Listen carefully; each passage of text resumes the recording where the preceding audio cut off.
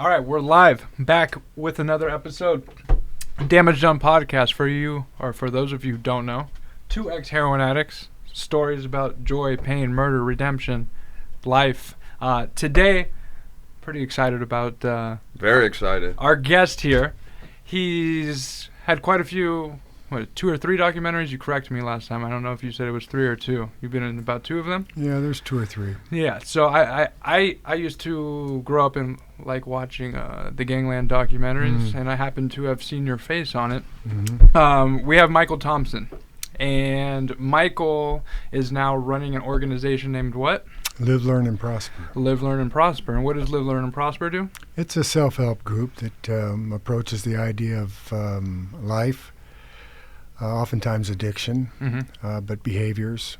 And it's a holistic approach to making whatever behavioral corrections the individual wishes to make. And it's safe to say you've made some behavioral corrections before we get further into things.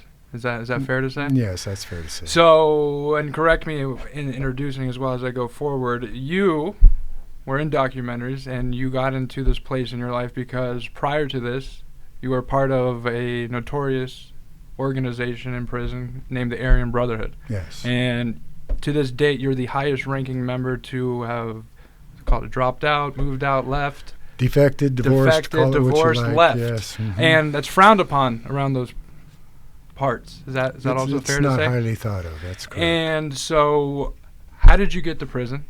How did you start living that life? How did you join the ranks and do what you did? Let's take it back to when you were younger and how you got there. Well, I was convicted of a double homicide. 2 individuals were murdered in their attempt to kidnap 2 little girls. And my role in that was to inform the father of the 2 little girls that his children were going to be kidnapped. And that's about the extent of it. For that, I received 2 first-degree murder convictions, a conspiracy to commit first-degree murder, and kidnapping and assault with a deadly weapon. And so you went on a California vacation for quite some time after that. I spent 45 years behind the iron gates, yes. Okay. So were you involved in any criminal organizations or any other type of criminal lifestyle before that situation occurred where you were convicted of that plethora of charges? No, I'm the quintessential square. Quintessential square? Yes. I grew up native. Okay. And I'll just go from the point where I was living with my elder, he who walks on top of the wind. He had an Arabian horse ranch, and he ran Black Angus cattle. So I was with him from the time that I was 12 until I was 18. And he taught me my ways, to speak my language. Took me through my rites of passage when I was 12. So I went to Mount Shasta for 2 weeks on the mountain there, and then I swam Crater Lake and then Lake Tahoe as part of the ritual that goes along with rites of passage. And then I learned horsemanship and hunting and fishing and building and the proper care of livestock. And did a lot of showing in the arenas with the Arabians. And when I was 19 years old, I rode the rodeo circuit. I was a bull rider. And upon my return from the season, the last rodeo then was in Redding. I returned to Orange County. And my wife at the time, her cousin had been released from Soledad. He had spent 9 years there. And he was working for 2 individuals. And I'd been back about 90 days, and in the course of that, he was complaining to me one day that he was concerned that these 2 individuals were going to kidnap the children of a rival cartel member. Okay. And So they were involved in that type of life. You weren't. no, Got it. but they were. Fair enough. So when he told me that, I said, "You're not going to call this man? You're not going to tell this man that his children are in jeopardy?" Yeah. And he said, "No, I can't. I can't put myself in that situation. I work for these men." I said, "Well, give me the phone number and I'll do it." So he did, and I called him. And the two men ultimately attempted to kidnap the girls, and in the process of that were murdered and buried. And what part did you have in that? Nothing. Yeah. So, But the courts thought you did. well, of course they did, Yeah. or I wouldn't have been convicted. Sure. So how did that come apart? Because it seems like you had some good intentions there. What's the saying? The road to hell No good paved deed. with good intentions. Yeah, no good deed goes unpunished. Yeah. But you got punished. Well, that's of my own doing. Let's hear it. It's just a matter of my naivete in going into particularly court. You know, I grew up with a Western ethos. Okay. And that Western ethos was about integrity and honor and what it was to be a man and what a man did in the face of adversity. And so it was a natural thing for me not only to call this man and tell him that his children were in jeopardy, but once I was arrested along with everybody else, I naively thought that all I had to do was go into court and tell the truth. It doesn't work that way. No. So I did that, and I took 2 polygraph tests to prove that what I was saying was the truth. And at that time, I don't know how it's changed, but at that time I got the highest plus scores in the history of polygraphy. Uh-huh. And but that didn't seem to matter to So the how the hell prosecutor. did they convict you? Other people testifying against me. Lied. Lied. They lied on the stand. Yes, which is not unusual. I mean, they were being prosecuted for the same thing. And they wanted their freedom. Yes, they did. But ultimately, I was convicted. And So did everybody get convicted, or they made you the scapegoat? I don't...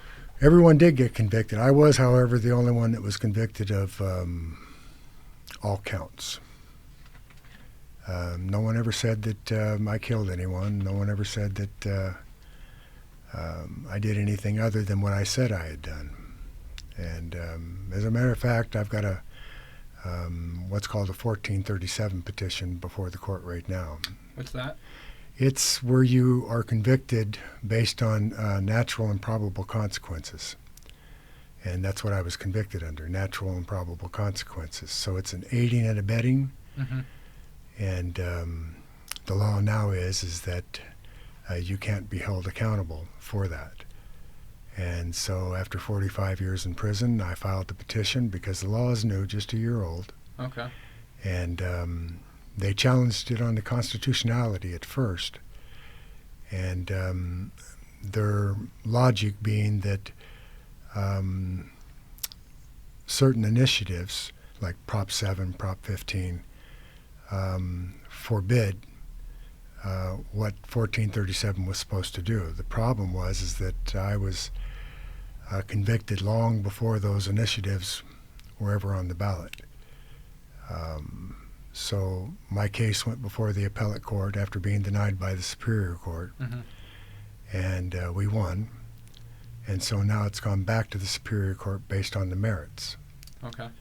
And I've been given an attorney, and it looks pretty good. What would a victory of that, what would that mean for you? Exoneration. Got it. It's one of the reasons that I spent 45 years in prison, is because it's not that they require, because they're not allowed to under the law, but if you don't admit to your crime, it makes it very difficult to be released. And I went 19 times before the board, and all 19 times, just as I did at trial, I denied any involvement. Sure. And that didn't bode well. Yeah. But that wasn't the only reason that I spent that long in prison. Yeah, so let's get into that. Well, before we get into that, what did you feel when that sentence got delivered to you? Disappointment, but it was disappointment in the system. My At my sentencing hearing, I remember that I wanted to speak, and I did, about how disillusioned I was by the system itself. My belief that all I had to do was come in and tell the truth, when in reality it's more about a personality contest. And you have a jury there that's taking all that in, so that you have prosecutors and witnesses and that are playing to the jury relative to what they want them to hear and how they present what they want them to hear. And in my case, I had no prior experience with the court system. I'd never even been arrested. So that naivete didn't work well for me. Yeah, you spent 45 years there. So Yeah. after you felt that disappointment and you get hauled out from jail and now you're in prison, what's going through your mind? What's that like for you? What's that experience for you? Well, it's a great question, by the way. I'd never been locked up. So it was the only time in my life that I actually contemplated committing suicide, because they put me in a cage, and I just said to myself, I can't do this. You know, I'd been running the mountains my whole life. So the idea of being in a 7 by 6 foot cement cell with bars on the front. It's preposterous. It's dehumanizing. Well, it is. I mean, I hold even to this day that the worst thing that you can do to a human being is put them in a cage. It's actually the worst thing you can do to any animal, but more particularly because we've been blessed with cognition, you know, those 4 layers of the brain that makes us human beings. It's a very difficult thing to contemplate the idea of living in a cage for the rest of your life. Yeah, I couldn't imagine that. I thought the longest I ever did in L.A. County Jail was 6 months, and that was it was a long time for me. Well, that is a long time. See, that's what I mean. Whether 45 years or 1 day, that's too much. Sure. Because of what it does to the human being. And I don't think enough is said about that. It isn't to say that people who commit crimes shouldn't stand by some way of punishment for their crimes. Okay. But I think Europe is far ahead of us. Yeah, I've seen what they do out in Norway. That's an excellent example. A whole different system there. I actually just watched an episode of Inside the World's Toughest Prisons, and it's not one of the world's toughest prisons. It's the most unique prison where these people have it's like, what I call it, like a true rehabilitation type of model, where you're like interacting with the staff there, and you have your own bed, and it's nice and it's comfortable. They want you to get real jobs and actually put you in a position to reacclimate yourself to society and change those behaviors. No, what you're saying is they treat you like a human being. Yeah. I said way more words than that, but it's exactly what they do. Yeah. And that's what is at issue. Even today, as we talk about reform, you know, it's a subject that needs to be addressed. You know, fortunately, through the efforts of very, very courageous people like Scott Butnick, they've shut down the security housing units throughout the state of California. What is that, like the SHU? That's exactly what it is. Where they keep you confined for 23 hours a day and no interaction with anyone. You know, and that's really doesn't even begin to express the impact that type of confinement has upon a human being. You adapt because you must if you wish to survive. Yeah. And you make whatever adjustments are necessary. But living in what we call bedrock has its challenges.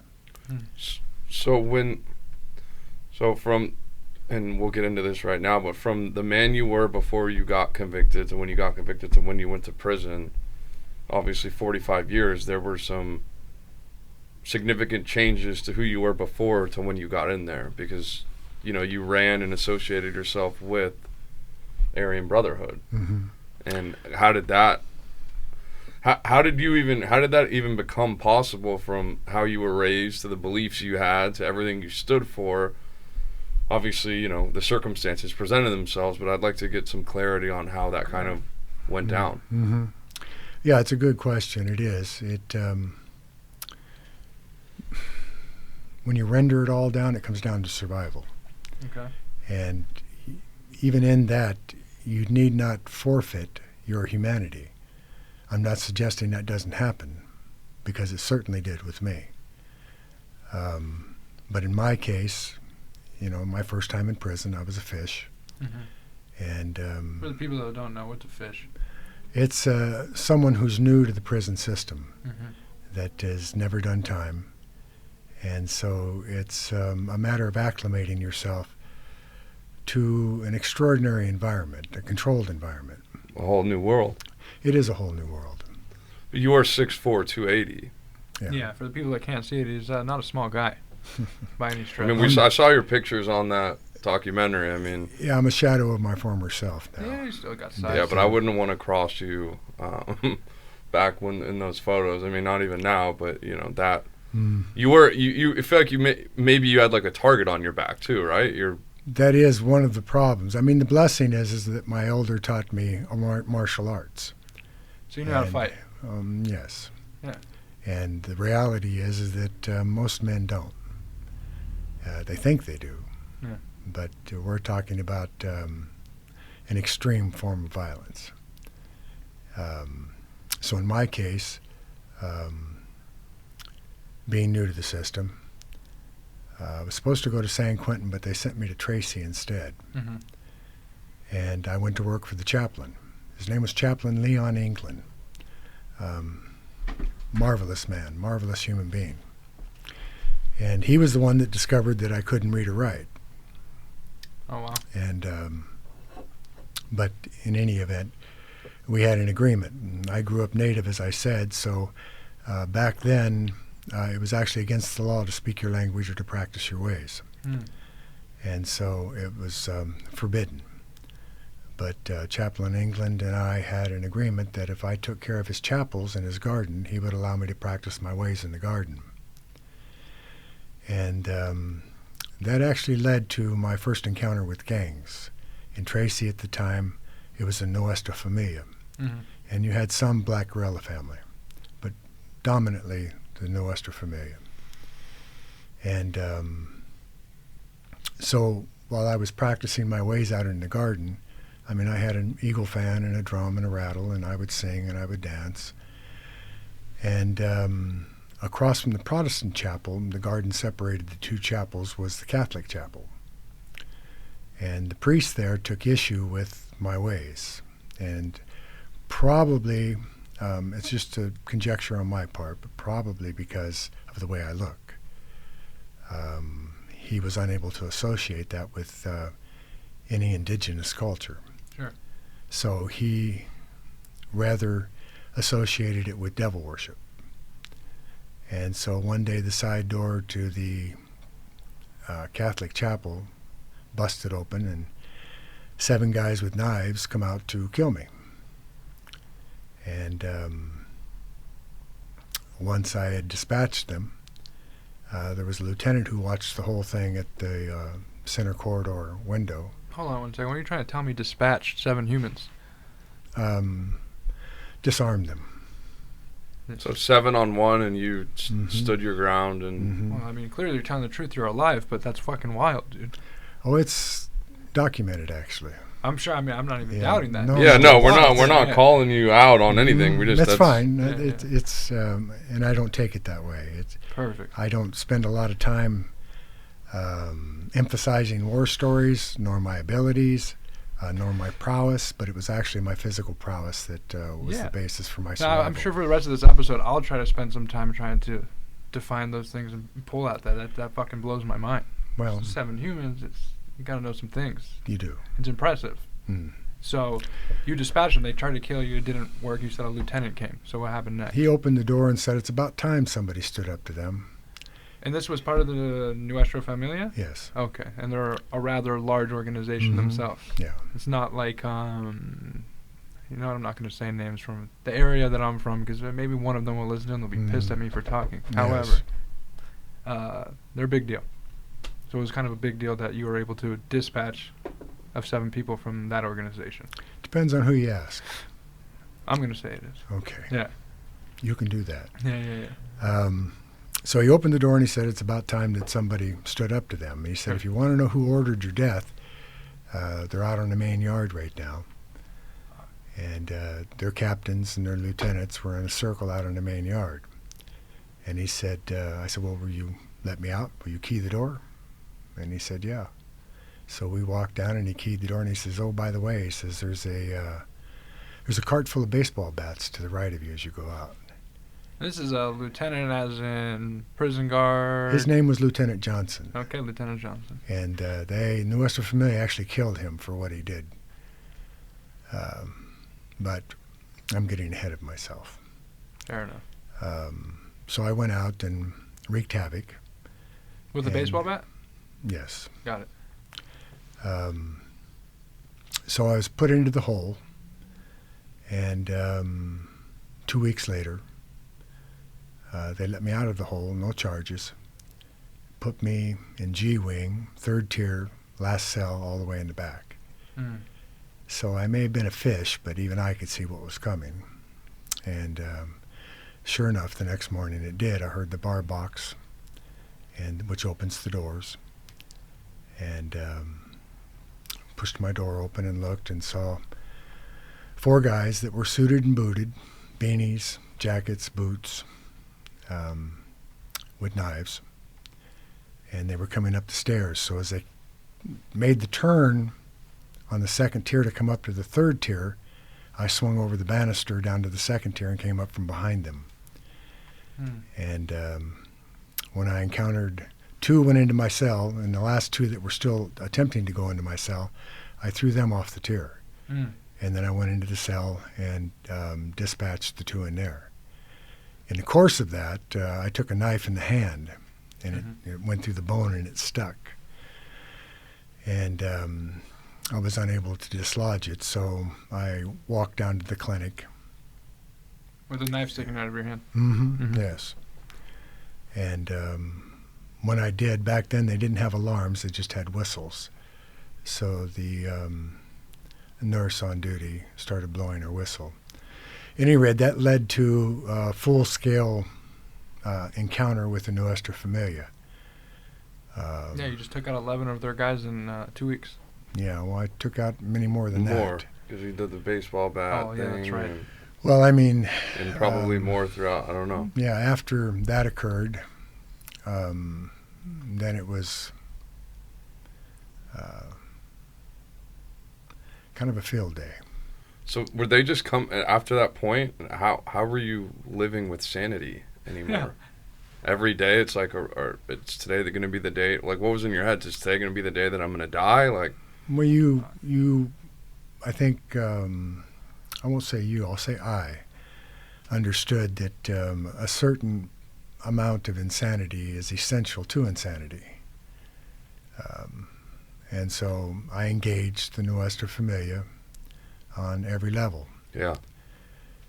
To the point where the warden made the decision to ship me to Old Folsom. So they brought a convoy in and they put me in the car and they convoyed me up to Old Folsom. And I was the youngest person there. Is Folsom a harder prison than Tracy? Oh, yeah. Tracy's considered gladiator school. And that's where all the youngsters go? And that's where you get your bones. Okay. And so, you're tried and tested. Yeah. So I hit the yard at Old Folsom, and they took me to the hole. And so what had happened at Tracy preceded my arrival. So the first group to approach me on the yard in the hole were the Black Panthers, and they attempted to recruit me. Because you're native? Yes. Okay, got it. His name was Yogi Pinnell.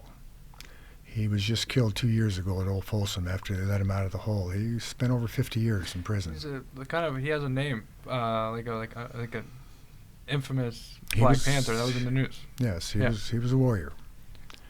And I would not ever attempt to take anything away from him. Sure. I have the utmost respect for who he was. But he attempted to indoctrinate me into what essentially was a communist manifesto. Sure. And while Chaplain England had begun teaching me to read, I had absolutely no comprehension of what communism was. Mm-hmm.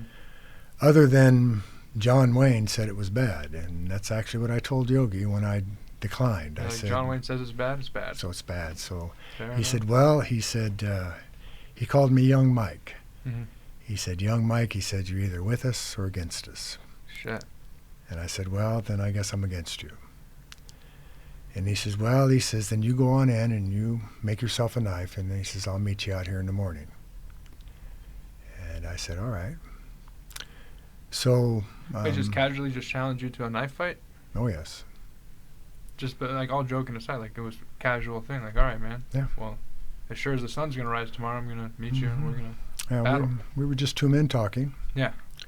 And there was a mutual respect immediately. So I did. I went in and I made a knife.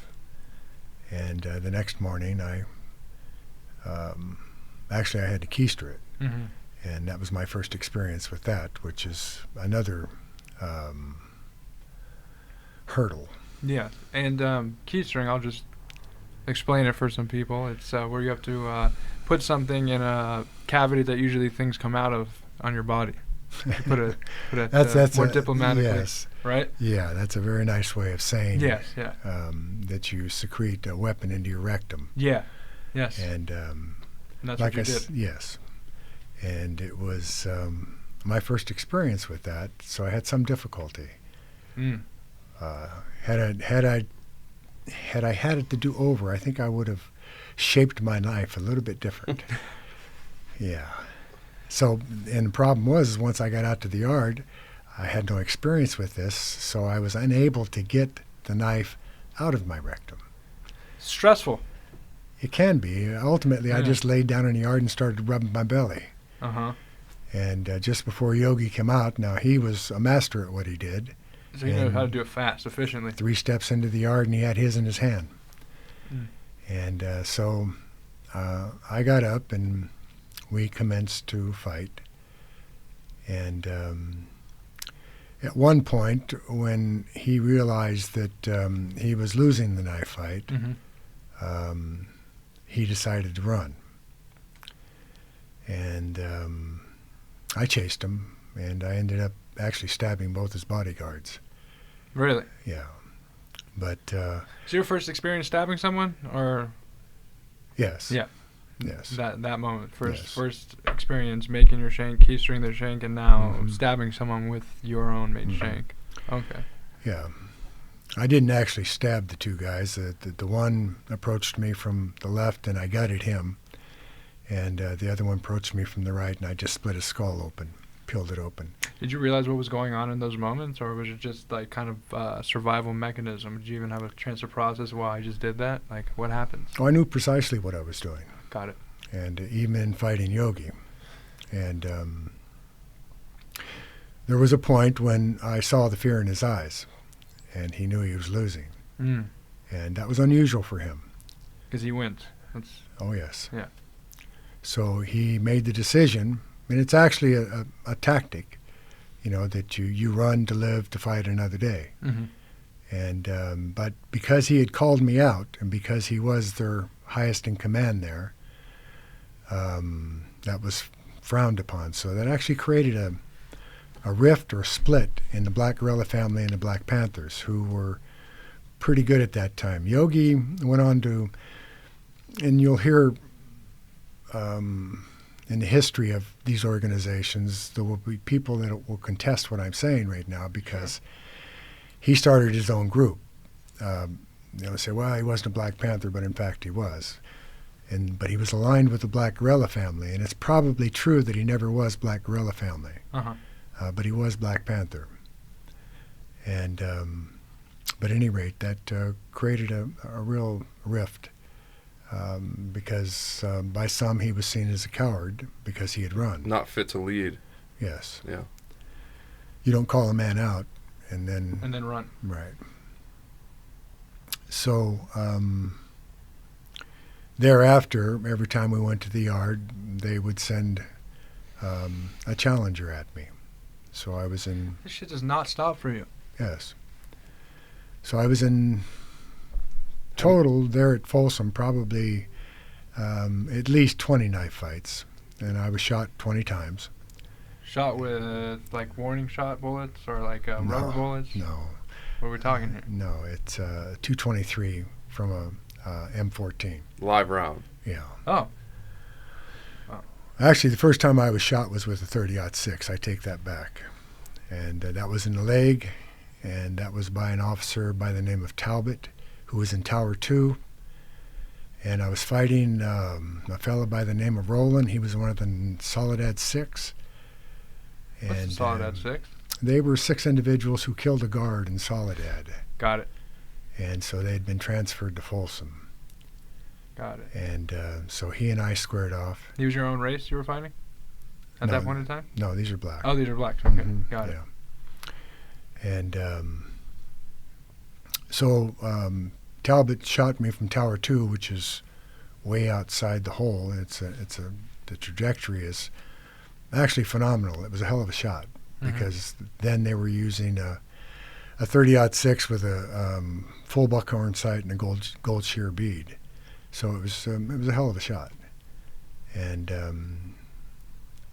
he had shot me in the leg, and they just take you in and they probe the wound, and if the bone isn't broken, because the 06 has that capacity, and mine wasn't. So they put me back in my cell, and then... Just like that, right after? Yeah. So, I remember that I heard the bar box. It was a crank. They had to crank the bar box to open the cells. Yeah. And I heard someone slap the top bunker above the bar box, and my cell came open, and Talbot walked into my cell, and he said, "We all right?" And I said, "You're the cat that shot me?" And he said, "Yeah." And I said, "Yeah, we're all right. You were doing your job. I was doing mine." I said, "But I got to tell you," I said, "that was a hell of a shot." And he says, "Not really." He says, "I was aiming for your head." Oh. And, got lucky. Yeah. He actually, when he became a lieutenant years later in Corcoran, he was the only convict that, I was the only convict that he would allow around him. I actually worked for him. Oh, you ended up going over to Corcoran? Yeah. But at any rate, so a lot of violence at Folsom. So people start noticing you. Your reputation already preceded you, but now you're it had constantly battling. Well, I was approached by the Aryan Brotherhood also. Yeah. During the course of this, and matter of fact, it was T.D. Bingham. Who started it? He's one of them. Yeah. And so I didn't know, because I was a fish, that many people strive to become members of the various gangs, the Aryan Brotherhood being no exception. And so I listened to him as I had Yogi, and then I refused him. And how did he take that? He took it well. Better than Yogi did. No knife fight? No knife fight. Oh, shit. And he said, "Well, just, keep us in mind." And I said that I would.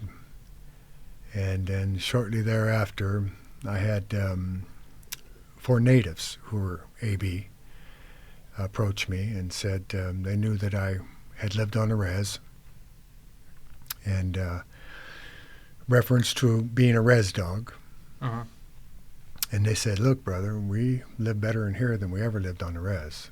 And I said, "Well, what do you mean?" Because the res is abject poverty. Got it. And so they began to explain to me how they controlled the prison, and the revenues that they generated as a result, and just all that involved. And that appealed to me, the idea of controlling your environment. Wow. As opposed to being controlled. It's like your own sense of freedom or something like that. It can be, yes. Yeah. Or illusion of such. Mm-hmm. Got it. So I joined on that basis, and based on my activities of violence, within a year I assumed a leadership role in that organization. So that in the course of a day, I ended up in knife fights with, this was the BGF, and I ended up stabbing 16 of them in one day. Yeah. On the yard.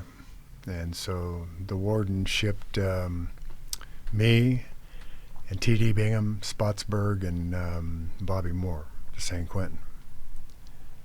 And so essentially we were kicked out of Folsom and sent to San Quentin. So we went to San Quentin, went to the hole there, and I almost immediately got into it with the Mexican Mafia. So at this point, you go from this like peaceful individual, and now you're a full-blown warrior. I would say you're battling I understand constantly. what you're saying. Mm-hmm. I mean, is it fair to label it that? You're at war all the time. It seems to me. It's fair to label it that. It's nothing had really changed in my makeup or my demeanor. Sure. As I said, I respected my enemies, and there was a mutual respect. So that back then you hear a lot about murders that happen as a result of assassination attempts. Okay. Or assassinations, but back then it was a head up.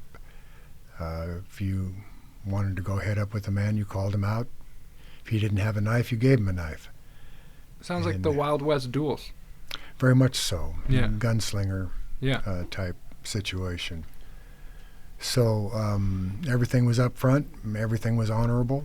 Sure. And you meant you had a winner, you had a loser. And that was the extent of it.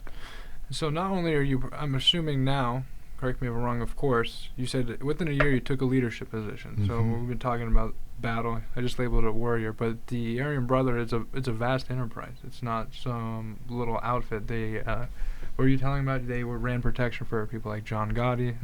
They run it like a Fortune 500 company. There's the hierarchy, there's bylaws, there's I mean, I so just from the research that I've done. I mean, you know obviously much better than I do, but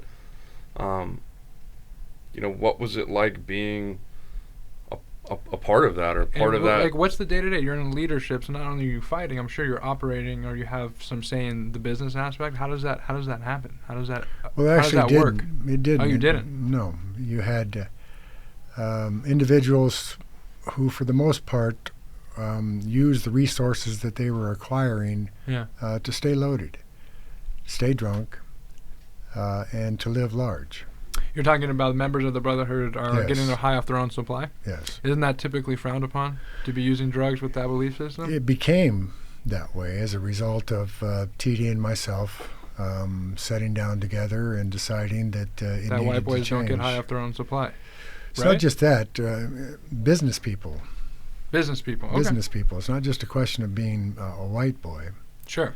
Because these... I just say that because that's kind of the things I've heard growing up where I've grown up, the little time I've done in jail. That's kind of like the belief, you don't do this, however. That's contemporary. It's okay. Yeah, got it. We're talking back in the 70s. Okay. What are the views with the Aryan Brotherhood to, and I might be naive, but what I think of is like, Aryan, I equate with like kind of like Nazis, hate Jews, we don't like black people, Latinos, all of that. That you don't strike me as someone that has those views, though, the way that you were raised. I don't. I never have. But were your counterparts, was that how they felt?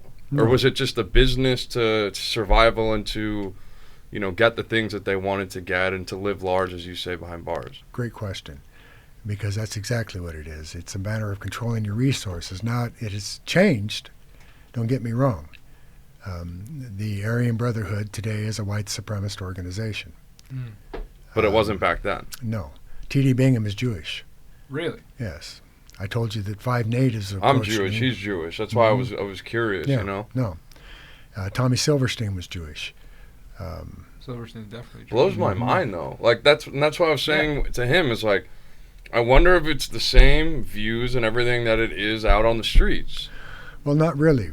It's about controlling your resources. Got it. You see, you were correct in your presumption. The Black Guerrilla family controlled their resources. The Mexican Mafia controlled their resources. The Black Panthers controlled their resources, and so on. So did the Aryan Brotherhood. But can I ask you another question too? Sure, I don't course. understand, like, money in jail, and again, correct me if I'm wrong, it's more or less useless. It's not useless in the fact that you can get what you want, but like you could have $100,000 cash, let's just say, what's that going to do for you in prison? Well, another good question. The FBI estimated in 1978 that the Aryan Brotherhood took $3.5 million out of Folsom alone. And then you take that and you develop fronts on the streets. Oh, so you're funneling that money outside, and you're Sure. actually creating washing money in legitimate businesses or what? Yeah, that was the whole idea behind making that shift from supporting personal addictions to becoming a business enterprise. So you're basically saying before you and Bingham put your heads together, it was more of small time, let's support our habits, to let's make some major moves here. Yes. Got it. Were people actually getting out and going to have resources though? Like who was handling all of this stuff? Like because like at the end of the day, human beings are greedy. You can have all of these plans and it seems like you were executing them, but like it just doesn't seem like, it just seems too storybook to be like, well, this is what we're gonna do, and God forbid, I mean, you didn't even know that you were gonna be getting out, but I mean, here we are. So what's the big picture? That doesn't make sense to me. To most people, it doesn't. Yeah. You see, and that's the problem. And that's why typically what happens is they make the association to, a white supremacist organization whose sole focus is hatred and everything that goes along with that privileged attitude.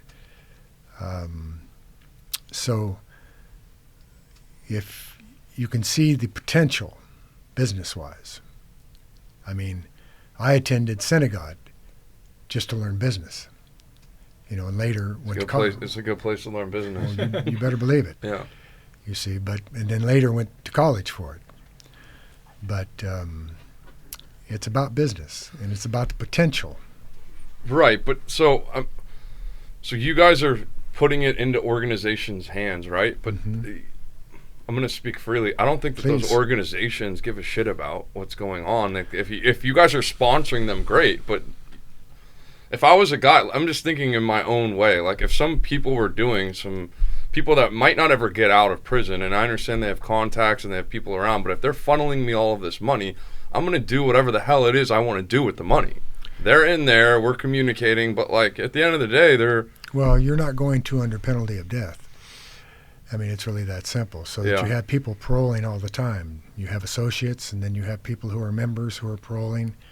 Got it. And so it's a matter of keeping your finger on the pulse of what's going on. But before you do any of that, like any business, you have to have an infrastructure. So it was actually developing the infrastructure that became paramount. Checks and balances. You bet.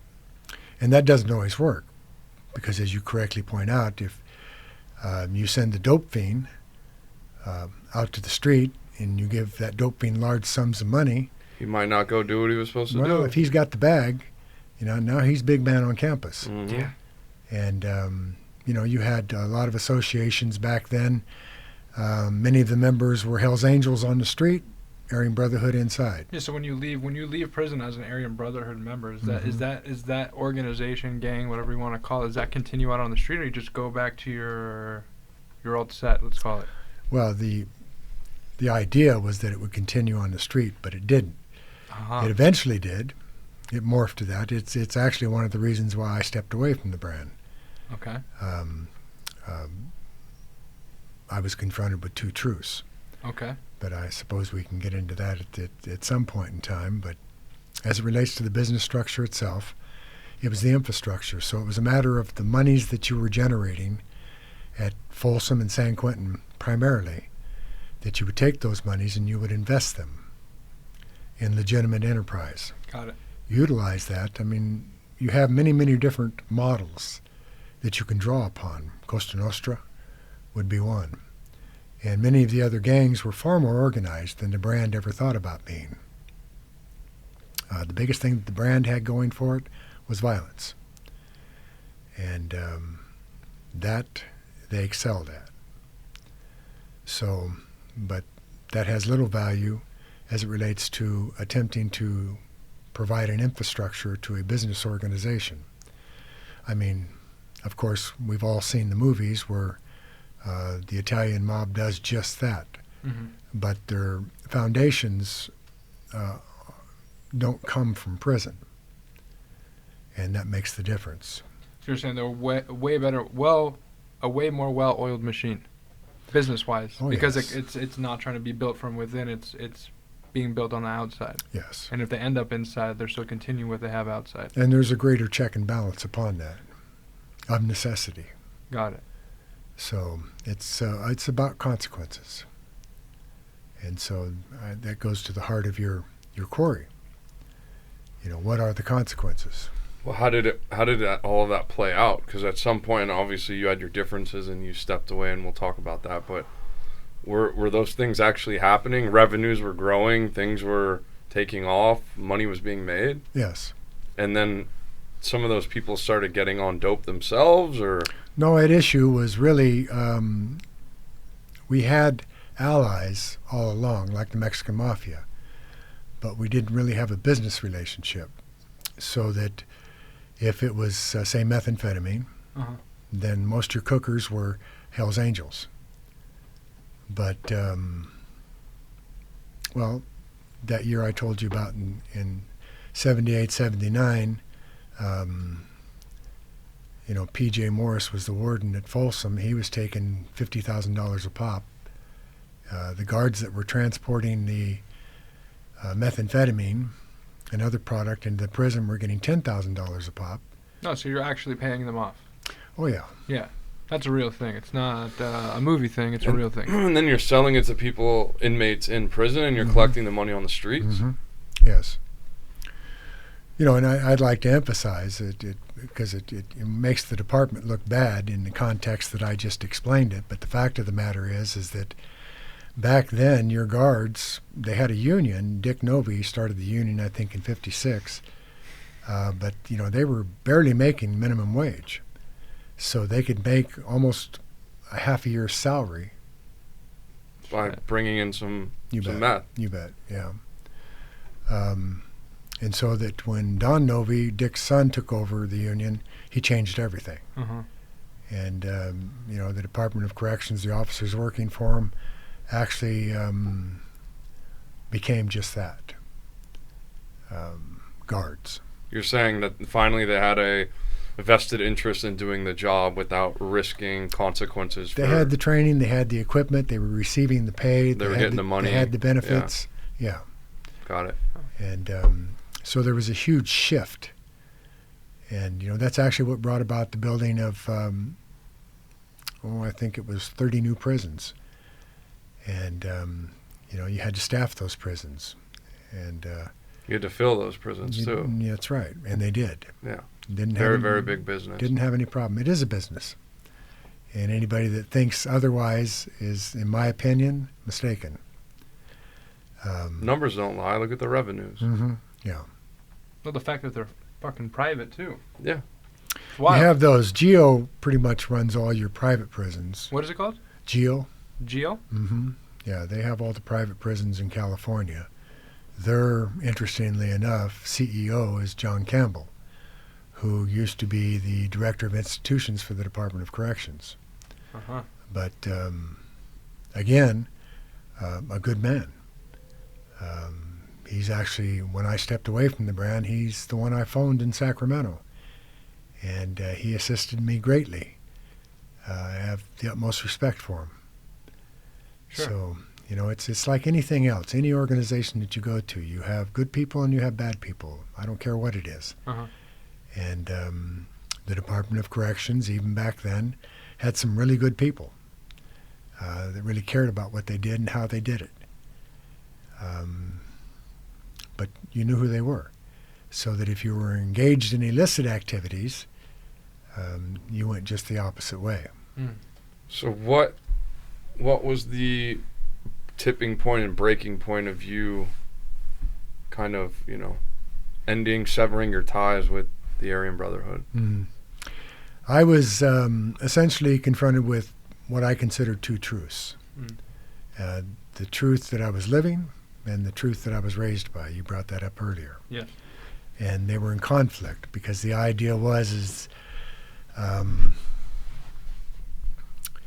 that, for instance, if you could not get to an individual who was testifying against a member of the Aryan Brotherhood in court, Mm-hmm. say for a murder, then the contemplation was that you would kill his family. You would kill his children, his wife, his parents. At this point in time, you're even further along. This is probably more than a year after you've taken a leadership role as you. Yeah, we're moved 4 or away. 5 years into it. 4 or 5 now, years in. yeah. And Mhm. what I know is you are on something called the California Commission, so you Mhm. are a part of big decisions. Yes. So these are the things that are being discussed amongst you guys is how do we get retribution for people Mhm. testifying against us if we can't get to them. Right. And you're conflicted amongst other individuals saying, hey, we should not go after their Right. family, Mhm. and they're saying we are. Yes. Okay, I just want to make sure I I understand. actually argued against it. Yeah. And really, in my own mind, believed that I was doing everything I could to move the organization away from that. I, to this day, believe that man on man, I don't have a problem with that. Mm-hmm. Let me clarify that by saying that I took a vow of nonviolence many years ago and have adhered to it. Sure. But principally, I understand man on man. Okay. I follow. Like back in the day when you called somebody out. And that applies whether you're in prison or out here. You know, I'm a great advocate of communication. But believing that then, what I could not condone and would not condone is the killing of innocent people who didn't know what the rules were, who didn't know what the organizations were about. You've probably heard blood in, blood out, and Yeah. that whole concept. The families, well, I don't hold with hurting women, children, elders, Sure. period. Well, clearly not. We started this whole thing by you phoning another man at a different Mhm. rival gang and told him his kids were going to be kidnapped. Right. So I had a decision to make in being confronted with those two truths. Mm-hmm. Would I condone the killing of children and women and elders, innocent people? And they're arguing fiercely for this, I'm assuming. Oh, like, yes. this is what we need to do. No we question. actually took a vote, and I was the only one that voted against it. How many people are on this commission? 4? 5? 3. 3. Mm-hmm. So, shit. But So- imagine sitting in a circle of men and having this discussion. About who we murder. Yes. Yeah, so you're almost like playing God here. Like, Well, there's no question about that, and to my shame, okay. I didn't take matters into my own hands soon enough. With the individuals that are part of the decision-making process. Well, yes. Yeah. So that what ultimately happened was that the father of one of the people that was testifying against the Aryan Brotherhood was assassinated. And in the course of acquiring weapons to fulfill that assassination, a young woman was murdered. So 2 people died. Yes. Innocent. Yes. And so I actually cooperated with law enforcement in that. So in the actual murder of those 2 individuals, that's what prompted you to start cooperating with law enforcement. Is that what you're saying? Yes. And you laid out the blueprint of how the inner workings of the gang, were and operated. And Mm-hmm. What was that decision like, man? Because you're talking about this consequences of death for people not doing what they're supposed to be doing on the outside. Mm-hmm. This is you're a leader Mm-hmm. of this enterprise, let's call it. Mm-hmm. So I'm sure it wasn't just an emotional snap decision. Maybe it was. Were you tormented with it? For an No, extended actually, it period was of a time? snap decision. It was a snap decision. Mhm. Okay. Yeah, it's again being confronted with those two truths. I mean, it didn't take much for me to realize that I could not and would not condone this. 'Cause it's like Pandora's box has been opened. Now they've done it, and it's So, going to keep happening. Yeah, you have to. I had to act on that, and I did. So, yeah, there's a lot that comes with that. And how was so? I mean, you made the snap decision, but what did you ultimately do? Because people are seeing you every day, and they're relying on your direction. At this point, you're in charge. Mhm. You just disappeared, went to the medical ward, said I'm sick. What happened there? No, I just simply called one of the lieutenants down to the back door and told him I needed to use the phone. And so he pulled me out, and I got on the phone, and I called John Campbell in Sacramento. And I told them what I was about to do. So they took me and they put me over in New Miller Hospital. And So like for a medical situation? no, No? no, No shit. no, not for medical, just because it was the most secure place, because I was in the hole. Uh-huh. And, you've perhaps heard the story of when Yogi Pinnell and others took over the adjustment center in San Quentin, killed the guards, killed the white inmates. I'm sure I read about it. Well, that was the same It's the place. same place. Yes. Got it. So when they learned that the Aryan Brotherhood was going to rush New Miller Hospital to get me, then they moved me out.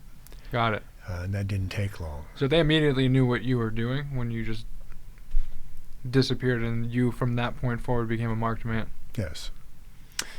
How happy was law enforcement for you to debrief on them? Because you guys are a major thing at this point in time. People are dying inside, outside because of this. It was kind of a Yes. big deal. Yeah, I suppose it depends on who you ask. Sure. But for me, earlier we were talking about integrity. Yes, we were. And I like to believe that my integrity is intact, even then. So while I was responsible for the development of the organization, its infrastructure, Yeah.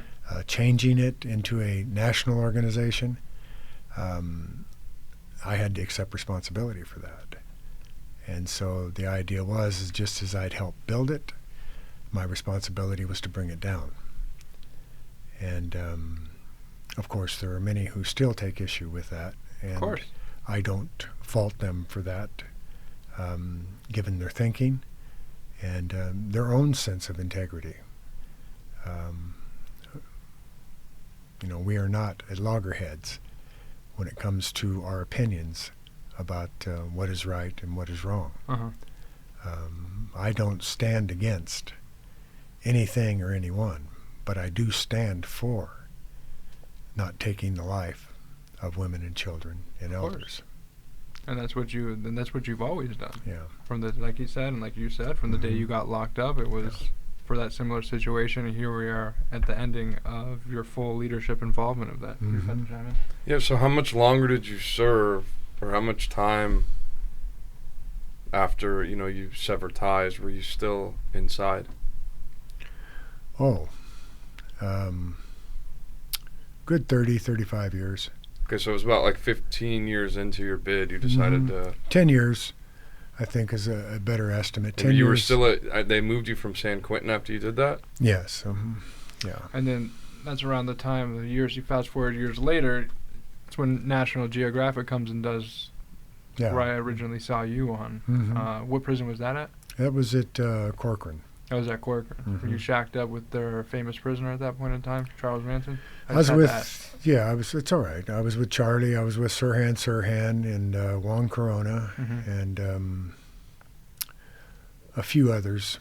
Were you around them enough to have conversations with those types of individuals? Well, we lived in the same pod. All right. Interesting Yeah. guys? Not by my estimation. Really? Yeah. So we can go on the record and say Charles Manson was not that interesting. Charles Manson was a punk. Oof, there we go. That's what I wanted. I mean, he was a pedophile. Okay. The first thing he did when he came into the unit is he walked over to me and he put his head on my chest, and which is an act of submission. Okay. And but no, I suppose some people are fascinated. I know a lot of the women that watch the show are quite fascinated as I look into the camera. So it's good that you said that about them. I don't get the fascination. You don't stand for anything that man embodied either. So No. sure to you, it was like the guy was. No, actually, when I was leader of the Aryan Brotherhood, I took his girls from him. Really? Yeah, we were in Folsom together prior to shit. that. Yeah, and utilized them. They would smuggle stuff in for you guys, Right, and you pretty much used them as a pawn to. Well, I taught them how to smuggle weapons in. When they brought the metal detectors in the 70s, I was able to figure out how to beat them. Mm. And so I heard there was some tape or something that you guys used, or I don't know the extent of it, but electrical tape is electrical part tape. of it, yeah, but it's more about understanding the technology itself. It's very, very simple. Most people don't understand how simple it is. But, all you have is a magnetic flux, electrical eddies that are generated, and you have a receiver. Uh-huh. So as you walk through that, if you have any metal on you, ferrous, iron content, then the electrical eddies penetrate that, and that disrupts the magnetic flux, which sets off the alarm. It's that simple. That's that. Yeah. So How do you figure all that out? You said earlier that you weren't the best at reading and writing, but you seem very, very knowledgeable. I mean, obviously you learned those things, but pretty sharp individual, if you ask me. Thank you. When I, as I said, went to prison, I couldn't read or write, but I started learning to read from Chaplin, England, and then when I got to Old Folsom, the Black Panthers and the BGF both had Mao's Little Red Book, and they would read on the tier at night. So I got a copy, and I would follow along, and that increased my skill at reading. Mm. My basic problem was comprehension because I'm dyslexic. But eventually, by the time I got to San Quentin, I had educated myself sufficiently to apply to UC Berkeley for undergraduate studies. And it was a correspondence course. And of course, the only reason I made it through that is I had some extraordinary assistance from the professors there at UC Berkeley. Got it. At one point, one even came to San Quentin and drug a chair down the tier and pulled it up in front of my cell and said, "Okay, Mike, what's the problem?" Just amazing human being. Interesting And, you had that experience there. Yeah, it's one of many. Sure. But so I went from Berkeley to Ohio University and got my master's, and then to Pacific and got my PhD. But so in the course of that, You learned how to take Charles Manson's girls and do some interesting stuff. well, that's what I mean. You learn how to You're move learning pieces. you're learning physics. Yeah. In my opinion, the whole value of higher education is that it teaches you to research. Just that, Interesting. nothing more. If you're writing a dissertation, whatever it may be, they teach you how to research and write relative to what you've researched. But research is the key. I mean, a lot of people put a lot of stock on the credentials, the diplomas. To me, they're just pieces of paper. Sure. If you apply yourself and you learn, and then you give that practical application, to me that's a success as it relates to education. Agreed. And I'm also a firm believer that there's nothing more powerful than education, bar none. So I was blessed in that I had countless people along the way that helped me, Sure. and I'll always be grateful for that. Of course. So it was using, at that time, the knowledge I was acquiring to beat the metal detectors at San Francisco Airport, and then in turn beat the metal detectors at Old Folsom, and bring in buck knives and the like, because you imagine, I mean, just by way of analogy, when the colonials gave the natives muskets. Uh-huh. It increased their potential to control their area amongst other tribes who were Sure. still using hand weapons.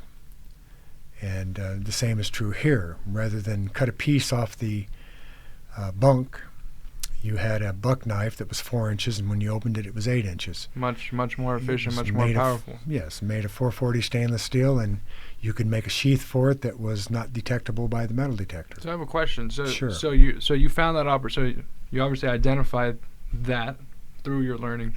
Mhm. And to go back to did you see Charlie Manson, someone that you didn't like, as an avenue to, I guess, make that happen? Where you're like, you know what, his women will do what he says. They're these types of people, so this is my avenue to bring this in here, or that just happened No, like I accidentally? said, no, it's not. Didn't happen accidentally. Oh, okay. It was calculated. Yeah, that's what I mean. How calculated was that? Yeah. Because he seemed like he would be a useful tool. Not him. Not him, No. but his women. Yes. Yes, that's what I was saying. Yes. So you kind of used him to get to the women. It's like, okay, Charlie, you're trash. Yeah. After the introduction, Yeah. then it was just a matter of they wanted to start a commune, Mm. and my studies at that time were in biology. Yeah. And of course, growing up on a ranch, so it was a trade-off. But they also had a certain degree of militancy in them to facilitate that. And a light bulb went off, and you said, "This is how I'm going to take the brand to the next level." With Remember that the key in any organization in prison is to objectify. Got it. So you objectify everyone, and you determine in that objectification their value. Sure. And so it's about manipulating that, maneuvering that toward whatever goal you have. Yeah. And that's keeping your finger on the pulse. It's not just generating revenues, but networking and the effective utilization of resources. Seems you did that. Yes. So we're fast forwarding back, getting towards the end of the time, but we're going to close it out Okay. with these last few things. So you're at that part of the documentary. You've been away from the brand for some years now, and you still stayed in. I think was that 2007. So you got out of prison which year? Just last year. Just last year. Yes. So welcome home. Thank you. Also, but so there was more attempts on your life, and you said you took a vow of nonviolence, and Yes. that vow of nonviolence, from my understanding, is what helped you get released from prison, or a big part of it. I think it had because- a lot to do with it, yeah. So let's talk about that. Okay, well, I was obviously involved in a lot of violence Yeah. for many, many years. Sure. Extreme violence. So in 2015, an attempt was made on my life, and I unfortunately let the individual get behind me. Where were we? You were explaining. We were back at the vow of nonviolence, That's right. and you being tested because people are trying to assassinate you. You're a marked man since you left the brand, Yeah, well, And I, that There was helped an you get out- attempt. There was an attempt on your life. and that helped you get out of prison. And you well, it agreed to did. that, yeah. See, my wife and I started an organization inside prison called Live, Learn, and Prosper. Yes. And we had 25 groups, actually 15 groups of 25 members Mm-hmm. in each group. And one group was gang members, one group was addiction, and so on. But my wife had written the curriculum, and I was teaching it. Mm-hmm.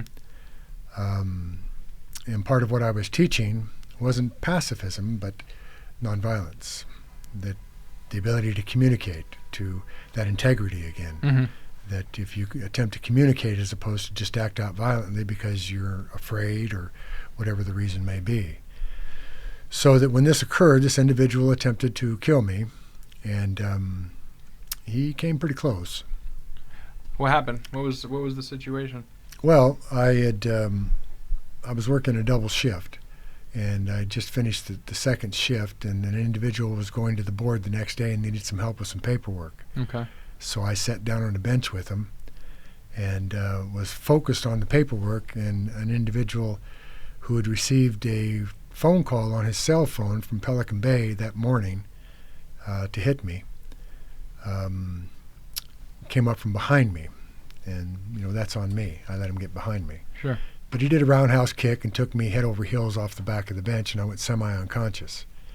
Must be a big man to knock you semi-unconscious? No, No? it was a good kick. It was just a good kick. Yeah. Fair enough. And I think size in that context is irrelevant. Okay. So he grabbed me by the hair, and he had a box cutter. And I couldn't see, but I could hear. And so as he grabbed me by the hair and reached in to cut my throat, I blocked it. And it cut my ear in half. Uh-huh. And he choked up on my hair again, and he reached inside even deeper. I blocked it again, but he got the back of my throat at the anterior artery and missed that by 1 millimeter. Mm. And the third time, after he adjusted himself again, I got my sight back. So I saw the weapon, and I took the weapon away from him, and in an instant, a nanosecond, I played it through my head that I was going to break his neck. Uh-huh. And the blessing in that was my lovely wife. I heard her voice say, "No, Sky, no." And so I took the weapon and I put it up underneath me, and I laid down on top of it and waited for staff to arrive. You were about to kill that man, and for some reason, Mm-hmm. that vow of nonviolence, your wife, Mm-hmm. prevented that. She's an extraordinary woman. Seemingly so, believe creating this me. organization, stopping you from being in prison the rest of your life, because I'm sure that wouldn't have helped your cause to get out. Oh, it's not just that. I credit her with my release from prison. Okay. Were it not for her, I don't know that I would be out. I wanna ask a question that Sure. kind of is in between that story and your vow of nonviolence. What was it inside of you, or something that awoke in you, or whatever it was that propelled you to finally say, this isn't serving me anymore, and I want to try something different, or I need to live differently? Because Again, from everything that you Mhm. went through, the trajectory to where you came to having that epiphany in that moment, especially when it's life or death situation, it's very remarkable in my opinion. Thank you. It's a good question. People often ask me how I survived 45 years in prison. Yeah. And my answer is easy: by staying connected to my way of life. And I pretty much did that throughout. Like I said, at one point, obviously, I lost my connection to my humanity. But the journey back wasn't that long, because it was a simple matter of connecting to that way of life again. Connecting where? Spiritually. Like this deep down within you to... Well, what do you mean by spiritually? I'm Native. Got And it. So it's a connection to the mother. Okay. And that way of life. So I built sweat lodges. I attend sweat lodge. I was a lodge leader. At one point, the elders allowed me to hold the people's pipe behind the iron gates. I conducted ceremony. And that was all part of reacquainting myself with the mother and all my relations. And that's huge. So it's by no means a giant step to reacquaint myself with that integrity which I once held so dear. I don't know if that answers your question. No, it does. Okay.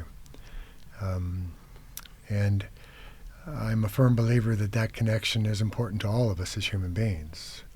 I couldn't agree more. I'm a member of what's referred to as the seventh generation, and we believe that at some point in time that all people will turn to indigenous people toward reconnecting with the mother and that way of life on behalf of not only our humanity but the earth itself. Mm. And I believe that.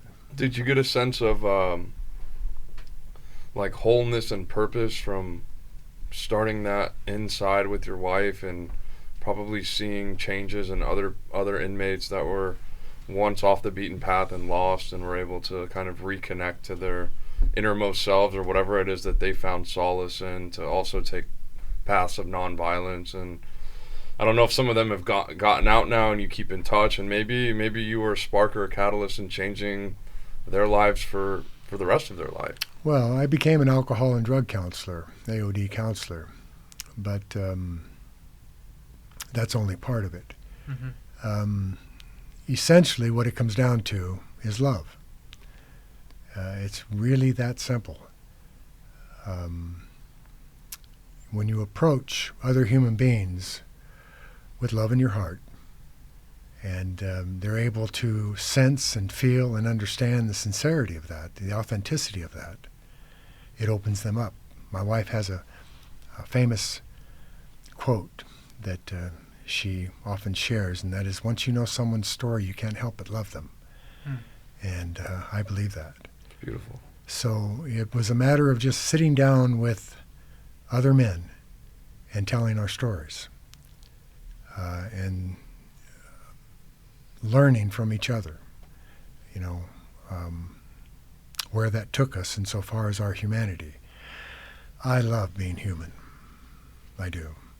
And it's the pursuit of that humanity that motivates me. And so I fancy myself a servant. Mm-hmm. And that's why my wife and I do the work that we do. And I know many other people. I'm staying with friends right now that are the most incredible people I have ever met. They're the most loving. They go inside the prisons and they visit with men. They write them letters. They talk to them on the phone. And, that's important stuff. Oh, for their sanity and feeling connected and seen. Yeah. In a place where that's just that doesn't exist. And we talked about this before we got on, but I want to touch on this before we end. The touchstone of everything, of where a lot of violence, addiction, substance abuse, anything really is sorted and rooted in some form of trauma or traumas. I personally believe that. I mean, I have nothing against the various programs. Again, I don't stand against anything. Sure. But I do stand for a specific modality that is my wife is primarily responsible for. And that's a holistic approach to healing. And that involves a journey into one's past and potential traumas. And then, what you can bring to that by way of a holistic approach. You've perhaps heard it, that biopsychosocial spiritual component. Sure. That holistically balances the individual. But when you're dealing with addiction particularly,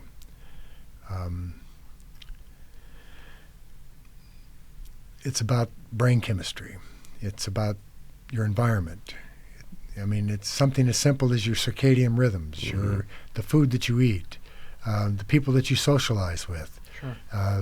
The voice that you hear in your head that talks to you.